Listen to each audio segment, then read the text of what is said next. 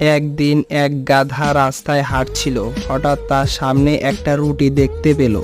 গাধা খুশি হয়ে বলল, আজকে তো রুটি খাবো। রুটি তুলে মুখে দিতেই যাবে, তখনই তার এক বন্ধু কুকুর এসে বলল, ভাই আমার ক্ষুধা লেগেছে, রুটিটা দাও। গাধা একটু ভাবলো, তারপর রুটি কুকুরকে দিয়ে বলল, খাও বন্ধু। কুকুর খুশি হয়ে চলে গেল। কিছুক্ষণ পর গাধা আবারও রাস্তায় হাঁটতে লাগলো। হঠাৎ তার চোখে পড়লো আরেকটি রুটি। সে ভাবলো, এবার তো খাবই। কিন্তু তখনই পাশ দিয়ে এক পাখি উড়ে এসে বলল, ভাই আমার খুব ক্ষুধা, রুটিটা আমাকে দাও। গাধা একটু বিরক্ত হলেও রুটিটা পাখিটাকে দিয়ে দিল। পাখি চলে যাওয়ার পর গাধা ভাবলো, সবাই তো রুটি খেয়ে নিল, আমি কিছুই পেলাম না। ঠিক তখনই গাধার সামনে এক লোক এসে হাসি মুখে একটা বিশাল রুটি দিয়ে বলল, তুমি দানশীল বলেই এই পুরস্কার। গাধা খুশি হয়ে ভাবলো, বুদ্ধি থাকলে রুটি পেতে দেরি হয় না।